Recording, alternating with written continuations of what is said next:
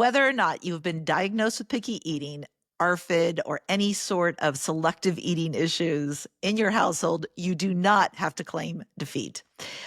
They're all these things that are related to picky eating: apraxia, sensory processing, gut issues are one of the big ones. And there are definitely solutions, but a lot of the reasons that picky eating can get so out of control is because the problem overtakes the solution, in the sense that the worse you feed your gut, the worse the problem gets. So I am joined here today by one of my favorite people in the world, Carrie Kane. She has her master's in holistic nutrition. She is a national board certified health and wellness coach. And she just also happens to be my niece. Welcome, Carrie. I'm so excited to talk to you today. I'm so excited to be here. Thank you so much. I can't stop laughing at the cassette. For those who are just listening, this is great. For those who are watching, Carrie has a background that has it's got a photo of a cassette tape. We were just laughing, who would put up a photo of a cassette tape in their home? I guess it's a hipster thing. I don't know. Yeah, I feel like it's the hipster's house. Now, we are not here to sell fear today. There's lots of things that we could put warnings on regarding food, but we're here to uplift you. And I hope you stick around for this really fun conversation because, Carrie, has a day gone by that you and I have not talked about food? It's the primary focus of our life, right? Absolutely. We love to eat. We're lovers of food in its purest form. And And we love to travel and eat, we right? That's do. We a love big to one. try new things, and it's passionate for us to help others to try these new things. And Carrie Yeah. does that in part with her job, where she helps others kind of expand their thoughts on foods and not make them so afraid of many things. She's more empathetic and loving than I am. I We would also say too, just like our background, because I love that part of us is Yeah. that we grew up. Betsy had an Italian mother who, I mean, did she grow up on the farm? I Yeah. mean, Well, not only did she grew up on a produce farm. So so they were farmers for produce. so that was pretty cool, right? And now where the land is, they built the 49ers stadium, so it's a beautiful area of the world. And there was this love of food passed down to us, and Yeah. I just remember just these warm, fun, huge family parties with lots and lots of food. And so maybe that's kind of our roots. I don't I know. think What do you that's think? interesting. Well, it also goes into a lot of I agree. We had a lot of parties based on food, but nutrition wasn't as much. Now, my grandmother definitely had more of the vegetable forward part of her life, but a lot of that got lost with my mom, which is Carrie's grandmother. And our parents, directly our parents, really did not necessarily raise us on extremely, I mean, you ate pretty well as a kid, but this is part of what we want to touch in today. Now, Carrie has 4 children. I have 3. And we really want to help you because we know what your struggles are. I know that you think that you're alone in this, but I promise you that there's a lot of things that you're experiencing that we have some tips that might make all the difference in the world. And the part that I want to go back to when I did the introduction is that we have to touch into the causes before we can go towards the solution. Because The root of it. right, because if you're doing it just on willpower alone, it's just not going to work. You have to understand why you're doing it and the reasons. And And a lot of Go times ahead. too, I find, sorry to interrupt. No, please.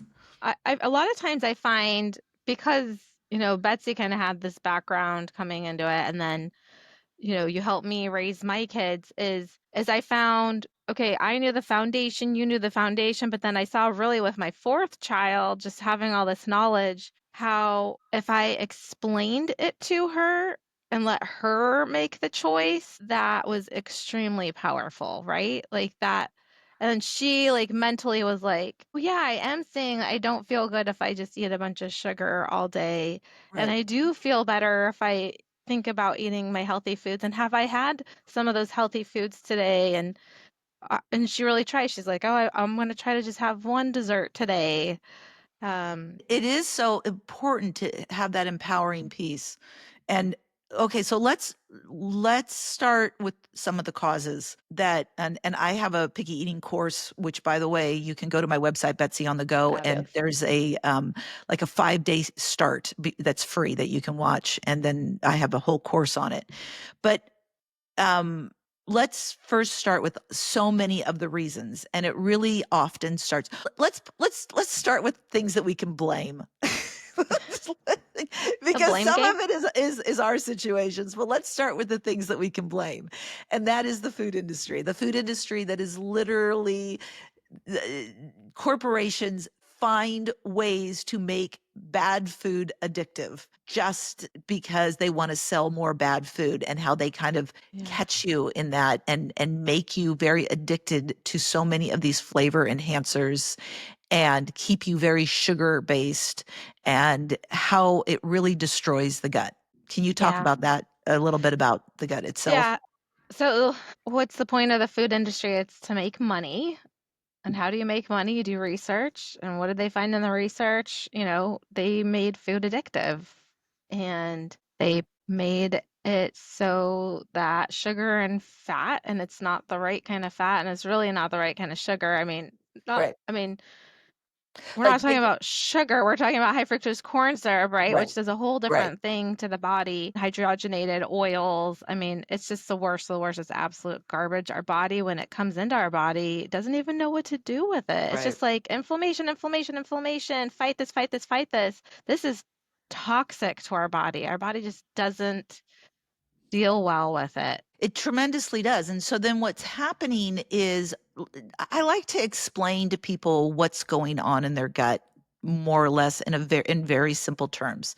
So inside your gut, you have good bacteria and bad bacteria. You have good viruses and bad viruses. You have all kinds of pathogens. There's, good yeast and bad yeast, and all kinds of things living there. And they're meant to live synergistically. They are meant to, like, the bad guys and the good guys, and they kind of keep each other in check, and from not just having one of them overtake things. So they work synergistically. What happens when we destroy more and more of the good bacteria, like when we take an antibiotic, we not only get rid of bad bacteria, but we get rid of the good bacteria too. So when we take an antibiotic, that is part of the causes towards perpetuating picky eating, because we're killing the good bacteria as well.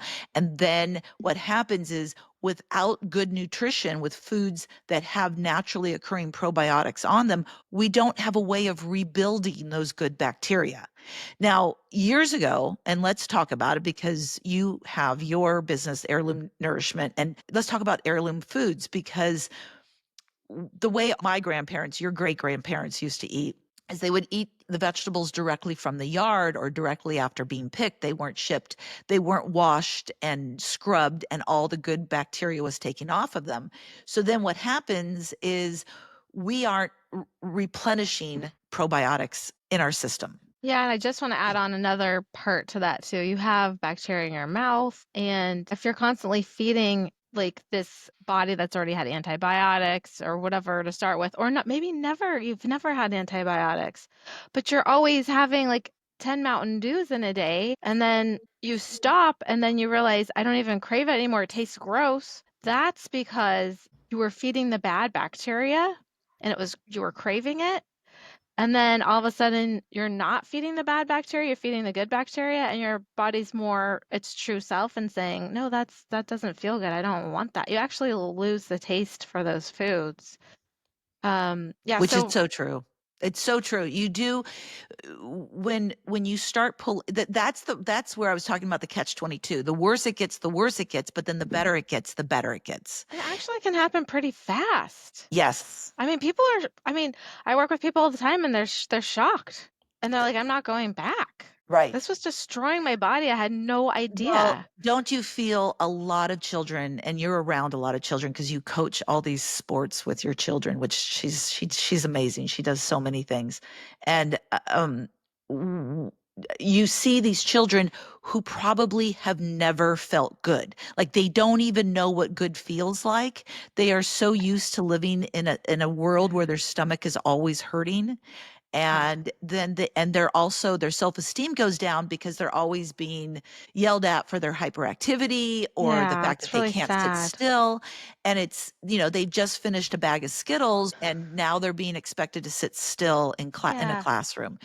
And so that's part of it. But Carrie, what I want to go into is kind of the psyche of the parent-child relationship of really why we allow our kids, like most of us know these things aren't good for our kids, and yet we still give in because there's Yeah. exhaustion levels that come Yeah. from, what comes from that. And I want to make sure we are going to hit, there's a lot of people saying, I've tried to stand firm and my child still won't eat. We are going to talk about that. But let's just talk about the parent child relationship of just not wanting a fight and any food.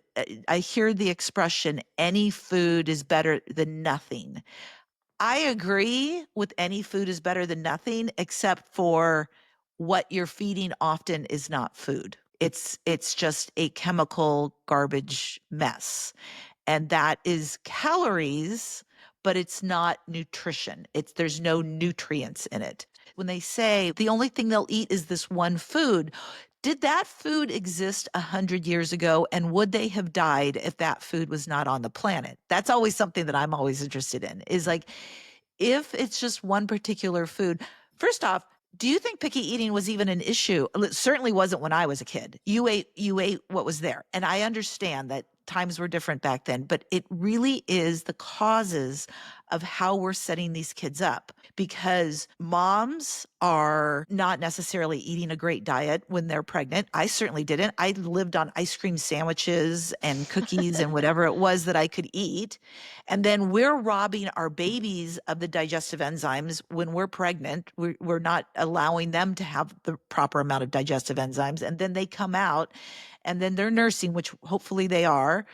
And now they're like 3 months old and look how cute, they like my french fry, they want to suck on my french fry. And then it begins into this cuteness of, let's feed our kids rice cereal instead of starting them on vegetables, or let's start them on something sweet like juice Well, really, rather the than first thing you should starting. be starting them on is there's huge lack of iron. So you you don't there's no iron in your breast milk. So that's a big one is egg yolks and maybe even like if you want to go really wild, you could like there's this recipe for egg yolks, like soft boiled egg yolks, and you shave the liver into it and I mean you're getting Nice. the kid like some and I did that with my third baby and Yeah, you did. she ate it. It's Of like, course oh my they God, she's did. eating this. I can't believe it. It's so good. And she's such a great eater to this day. But a lot of this goes back to Nourishing Traditions, Sally Fallon's book on nourishing traditions, and a lot of it goes I mean, back she to has a Betsy point, and the Hicks-Russ. thing is like I was listening to this great podcast with this physician, and she was saying how, most people in the hospital they could really use some magnesium or vitamin C, but you can't bring that stuff in the hospital. You'd have to, put Crazy, it in a isn't it? Burger King. You'd have to dump out the Burger King milkshake and then put in a smoothie with a ton of vitamin C, and they'll let you bring that in the hospital because it's okay. Okay, so like let's just realize that they don't want us. I know it sounds dumb, they, the man or whatever. They have Industry, there's the no industry. money to be made in us being healthy. There is a chronic issue with us Right, being unhealthy and people are waking up to it and I talk to these lovely people every day and they are telling me how angry they are that they just didn't know. So here, just like if anything, let this be I'm gathering some knowledge. You don't have to be perfect. I think that's the thing with being a mom or a dad and having a kid and all this responsibility. Please be kind and graceful. Have grace with yourself because you can't just snap your fingers and change everything right. overnight.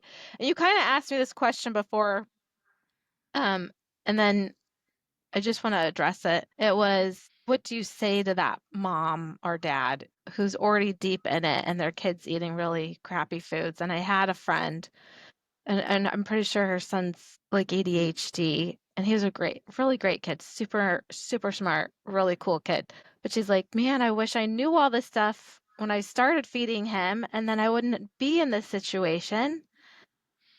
And there's like all this regret and guilt. And I was like, oh gosh, don't have that. You got to just do your best little by little. Mhm, Just bite mhm. off what you can chew with behavior change. It takes a really, really long time. Now, some people can be like Betsy and literally just dump everything in the garbage in their kitchen, right? Tell them that story because that's my favorite story ever. Was seeing Dr. Mercola back then. This is like when Dr. Mercola wasn't even famous. Like, this is That's like so cool. back when Dr. Mercola had just started. I mean, that's how old I am. And I took Joey to see Dr. Mercola, and he started telling me about foods. And I strangely, I raised my kids right by where Dr. Mercola lived, and now he's famous. Meant But to be. yeah, I came home one day, and once I, like, learned what was in this stuff, I, like, opened up the pantry, and I had 2 piles, one of stuff to give away because it hadn't been opened yet, and the other one was just anything that was open that had anything preservative-wise or anything with artificial anything, and it just all went in the trash. My husband at the time came home, and he's like, "Where's our What food?" are I you go, "We're doing? starting from scratch." And that's kind of my personality. It's like, I don't She's do anything all or nothing, myself, you guys. It's the best. and I burn myself out, and I'm like, "Whoa, what just happened here?" No, but the other, like, I remember when you were potty training your daughter. So and I remember her potty training, such a cute little happy girl. She was just adorable. And she was like, I want pee pee on the potty. And she'd go to the candy bowl and get candy.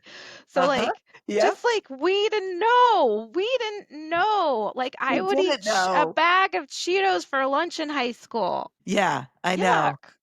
And I felt like crap and I was grumpy and mean. And my mom was like, she's so mean. Yeah, because I wasn't nourished. Now I'm the lady who like literally takes liver every day and glandulars. Like I can't function Carrie and I without love to like try to one up deep each other nutrition. on on how crazy we get with our. Remember when I ate was it the pituitary gland or something? I don't even Yes, remember what it was. I don't from the even remember animal what I did. or We're the all yeah. sweetbreads or something, or No, I don't even it wasn't. I remember it was some gland that someone said, "That can be really helpful for your adrenals," and I just went and found one and ate it, You like, ate the whole. adrenal gland, right? I was like, I don't even remember. It was something weird. I literally take that every day from ancestral nutrients or whatever. Yeah. So It's the most amazing supplement. thing. It's like changed my life. Well, that's okay, so that's what we're here for. We wanna help you change your life. We wanna help you change your child's life and let you know that we didn't start that way, okay? We didn't start Carrie and I We did say not start Cool that Whip. way. We say Prune Whip with Cool Whip. And Jello. And That gelatin was, is good. You what? can take, right? We know that gelatin's good for us. Like we can Gelatin's take good. gelatin It's with the food like a fruit coloring juice and that's make a right. nice dessert. That's right. That part is a good part. I think a lot of the things started off as good intentions and then trying to mass produce them and then Yeah. Yeah. on an industrial level and trying to make them have stabilization and all these other things that can Yeah. that's when it Shelf started stable. getting really effed up, and it Yeah, I did. mean And they add things to bread. I forget what it is. Is it told bromide or people at the begin wait, I told people at the beginning of this podcast, we're not here to scare you. yes, we are. Okay, I We're lied. scared. We're We're scared.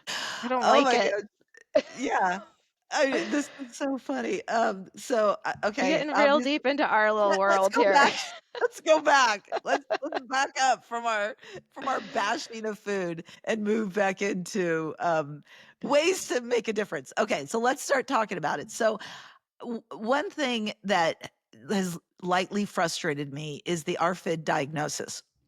And I'm not questioning that ARFID is a thing. I 100% know what I've worked with kids for 30 years. Like I understand what that's about.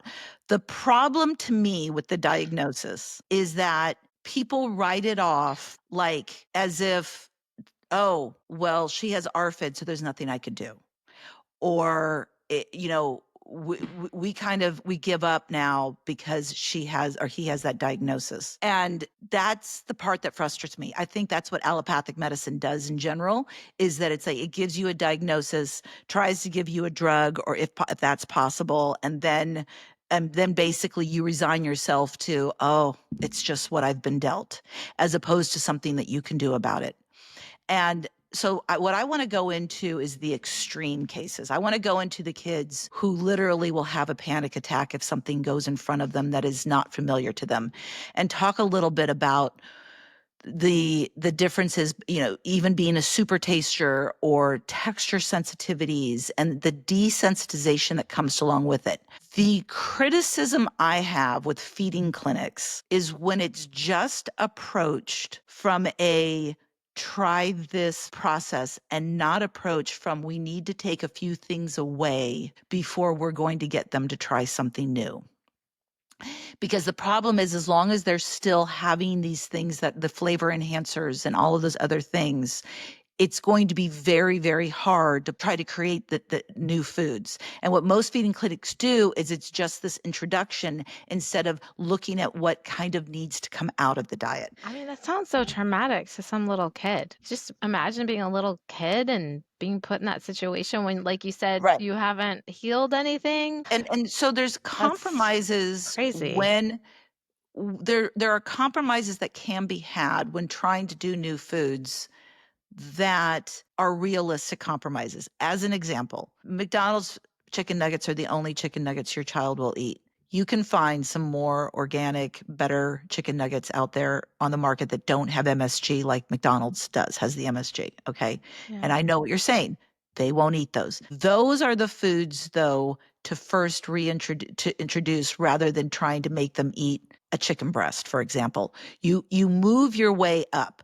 You start with the McDonald's. If you're starting with the McDonald's chicken nuggets, you do this food chaining kind of thing where you're starting with the McDonald's chicken nugget and then you move into maybe a little bit healthier version and then Like you move into Applegate Applegate, right? Yeah. chicken Is it nugget.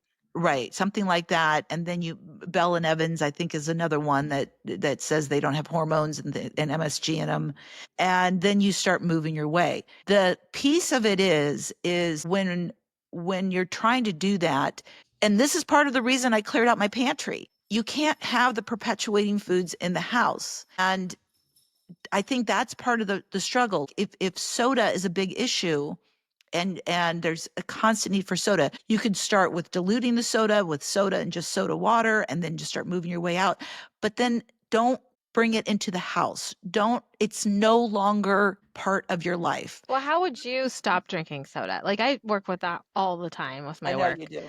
Yeah, So uh, uh, people do it themselves because what I do is all about autonomy. It's your choice at your pace. And a lot of people with soda just try to reduce it. The best thing for most people is I have 6 a day, now I'm going to have 5 a day. And right. just very slowly. Oh, and I like the bubbles. So I'm going to do one seltzer water instead of one of those sodas. Right. One of the Um, things that I used to suggest is have a full glass of water in between your sodas. So yeah.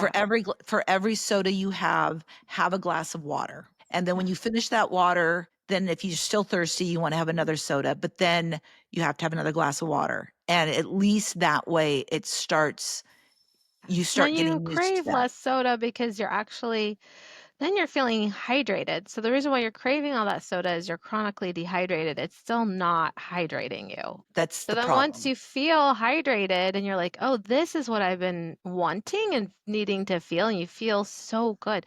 That's the wild thing with all this stuff is you take the baby steps and you do a little bit at a time and you're going to feel so good. Tremendously A so. kid, an adult, Right. anybody.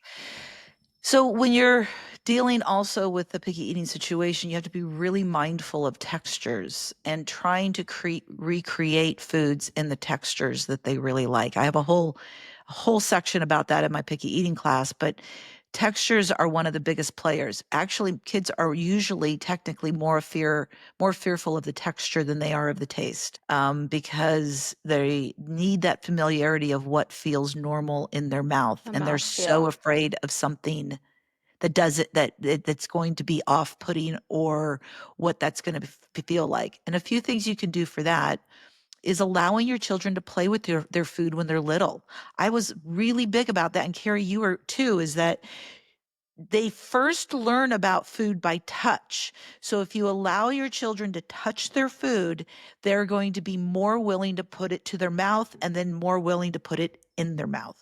So allowing that ability to touch your food is super, super Which important. a lot of moms are doing nowadays, I'm Good. noticing. Good to hear. I think that there's a big movement towards that. I like to hear that. That's so good.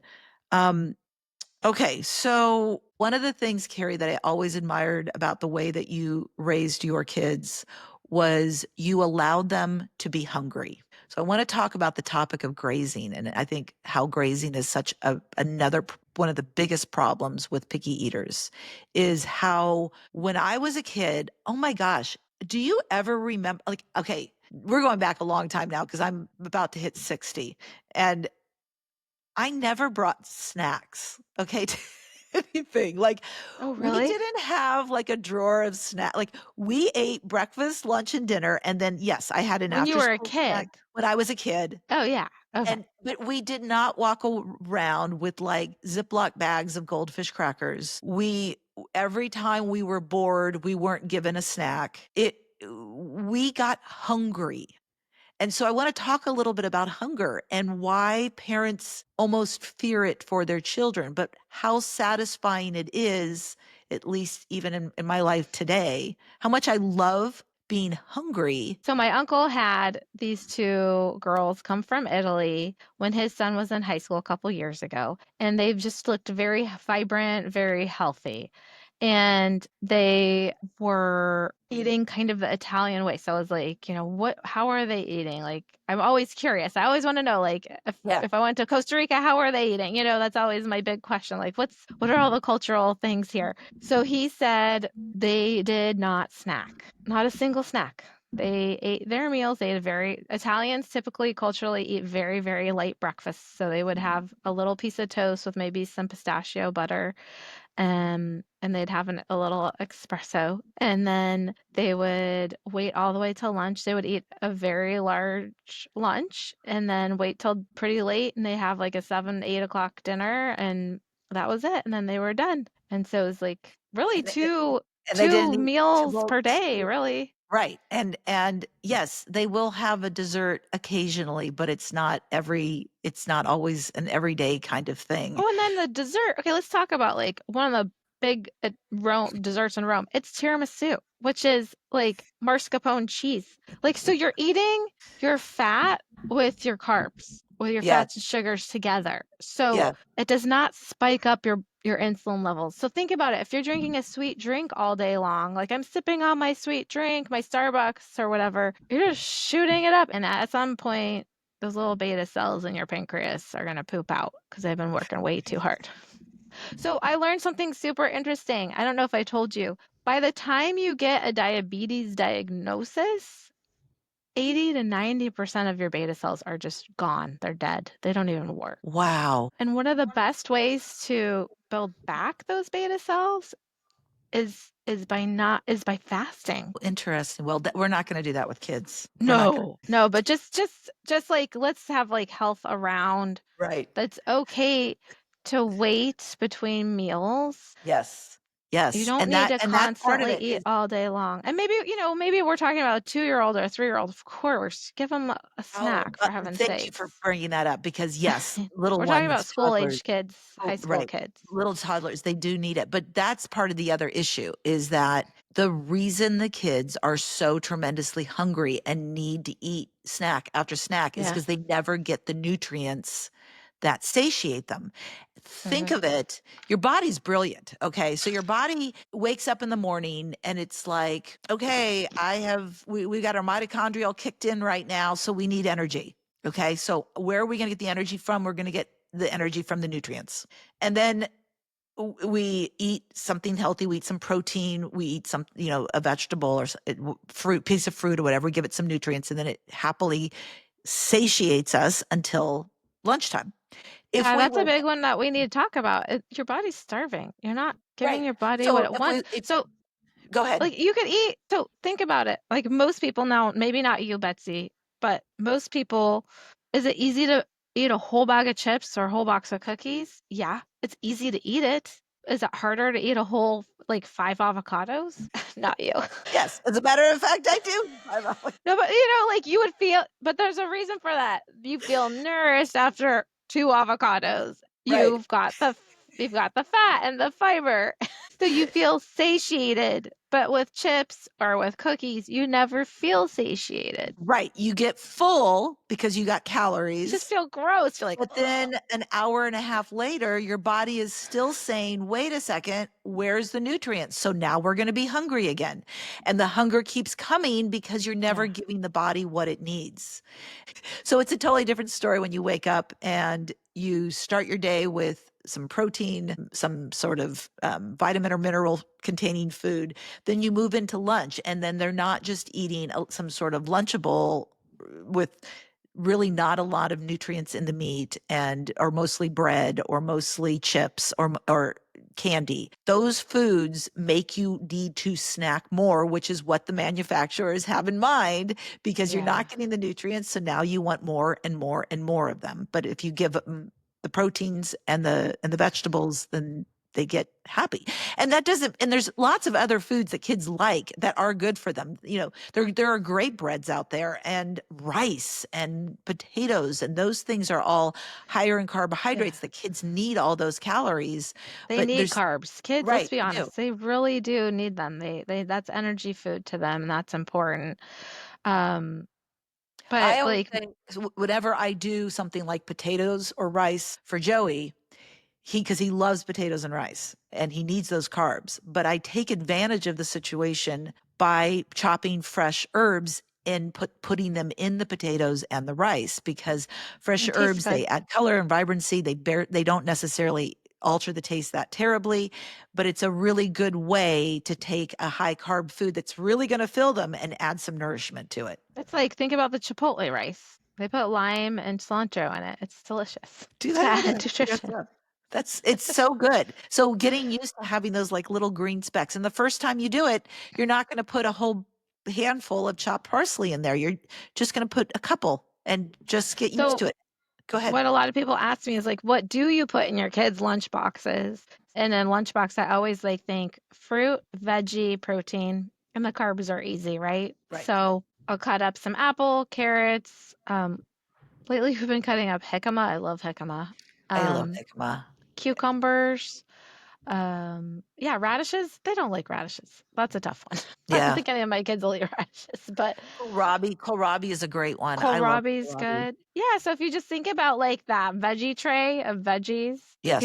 anything on that veggie tray, and then some fruit, kiwi, apples, berries, eat the rainbow, and then even if they don't want a sandwich, you could always like roll up turkey lunch meat Right. and just, it's worth it to buy And the then good quality. I know it's expensive, but right. And then the crackers or things like that to go with them, but finding sourdough good. crackers Oh, or yeah, right. Whole grain sourdough, things such as that are so much or the better. rye crackers, those are good. The rye crisps from Fin Crisps, the ones Yes. Yes. Those are from great. I Finland. love those. I could go for one of those right now. You I'm could put thinking, a little cream cheese on it. I mean, yeah, all good options. I like make a Lunchable. Right. But a healthy version of a Lunchable. Yeah.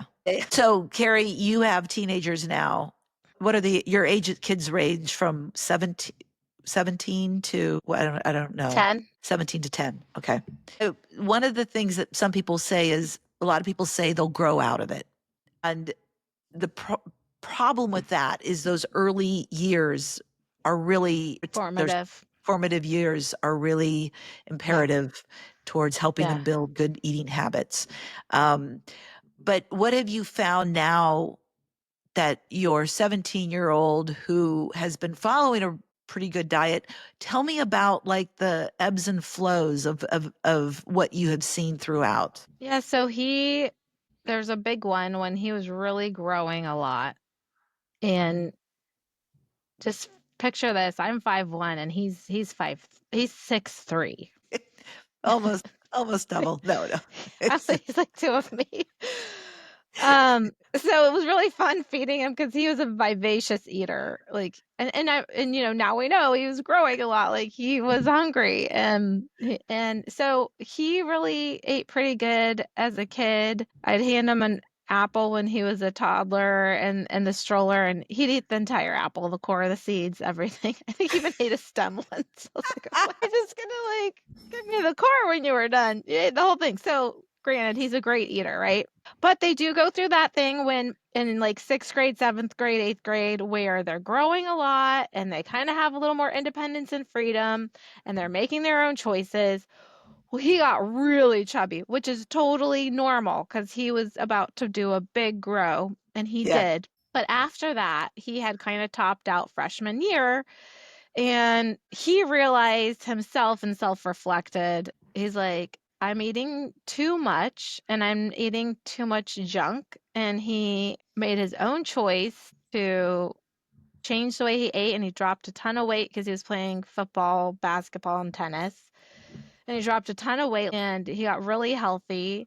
And then now that he's a junior, so I would say this year and last year, he has even taken some periods where he's given up sugar for like 30 days, which I don't even know how a kid his age would think about doing that or why they would do that, but he did.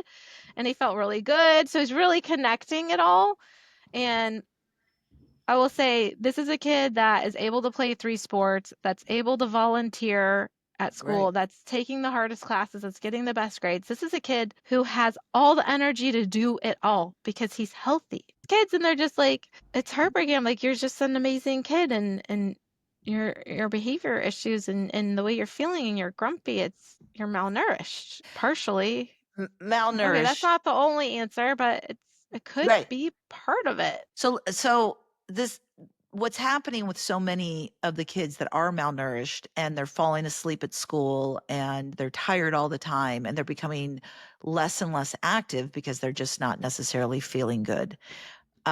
What I want to go into a little bit more of the psyche of picky eating when it comes to we can do everything right at home, but then when they go off, how do you control that? And the short answer is you can't. The You sh want to but control you something? actually touched in what was that? What did you say? So you want to control something as a mom? You're crazy. You got I no know. control. Give it up. Well, once they get to be a certain age, and that's part of what our plea is that the changes you wanna make are the changes you wanna make in your household now because Yeah, you can do it at any time. Have it in your house. Like have all the good food in your house. I mean, kids love to eat. They love to eat good food. Just try to make it. Try at least try to expose them to it. Like we with my young guys, I was like, oh, Italy, we'll see how it goes. I don't know if she's gonna eat. Well, right. it snapped her out of a lot of stuff, and she tried stuff, and she was tired, and she was hungry, and and it really Going it to a new spot is a snapped. great going to a new place is one of the best times to And you could do stop that at a eating different cycles. restaurant, right? You could go to a It's different so restaurant in true. town, and you don't have to spend a lot of money. I'm not talking about spending a lot of money, but try a different ethnic cuisine you've never tried, or But make a one of my friend favorite with a r neighbor who cooks different food than you. isn't it true? Kids always will eat more things, sometimes at somebody else's house.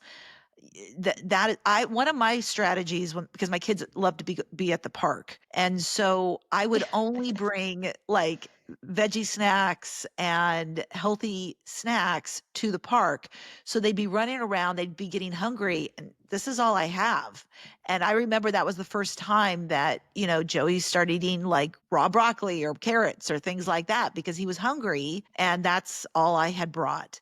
And I know a lot of parents are saying my kid would just scream and they would just, throw a Okay. tantrum, and I If get that's that. how you did it with Joey, like, that's amazing, right? I mean, that is something to be said. Like, you put Well, him in the environment where he Joey's had no other choice. Joey's place that was the most beneficial, what changed Joey the most is I realized that he loved anything pureed.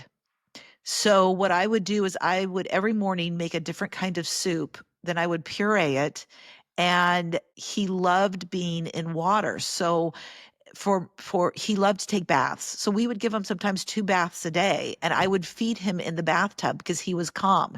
And then if he spit it out, would it be that He's hard to clean. clean? No. A little water on you. Brush it So with water. that worked a lot for Joey, but there's so much more that you and I can and Oh, need to talk about. Oh, go ahead. I was just gonna say, well, what about like Mia? Was she ever picky? Yeah, she ate a lot of candy, but then it just I think after the pantry episode, mom cleaned out the I mean, yeah, they cried maybe a couple of days and they were very sad, but Like anything, in my yeah. head, what I told myself is There's a mourning period. I'm not keeping this away from them to punish them, and I made sure they understood that. You're not being punished. I love you Yeah. so much. I can't give you something that in my mind is poison anymore, and I just can't do it anymore. And eventually they found things that they loved, and I remember Kids bringing are her very resilient. right. I mean, your kid is so resilient. Your kid is so much more able to do things you never could imagine. I remember bringing her to the health food store, which there was no Whole Foods when my kids were little. So I would bring her to the health food store and just let her like she would see the different kinds of cookies and the different kinds of crackers and let her pick out and have a lot more empowerment with it and have the ability to be able to make her choices. And then it's not too early to start at 3 years old. It's not too early to start, like you were saying, teaching Oh, them yeah. about ingredients, teaching them about, well, the reason you don't feel well is because you went to that party and maybe, you had all that blue frosting. Oh my gosh, I think Yeah, about my just make kid's if third moms could birthday just and make the that blue connection with the kids. Like, remember when you were at that birthday party, you ate pizza and that blue frosting and then more candy after and you were really crazy for a while and then you really felt like yeah. you zonked out later. Like, let's make that connection, right? It's true. It is to help them understand that connection makes them more empowered to be able to make better choices. You're giving There them are autonomy. there are so many things we could continue to talk about on this topic. So many things. So Carrie, I hope this can be something regular that you come back on and we'll touch a little bit more of it every single time, but this was a good place to start and we hope we provided some help. If you're interested in knowing more about my picky eating course, you can go to betsyonthego.com. There is the course, there is the 5-day starter free course, and the course itself is 70 videos of giving you tip after tip after It's tip, amazing. which is only $29.95. So I Bargain. hope it's such a bargain. We kept it affordable so that people can do it. So there's lots of things that you can do. Thank you for being here today. And Carrie, thanks for being a guest.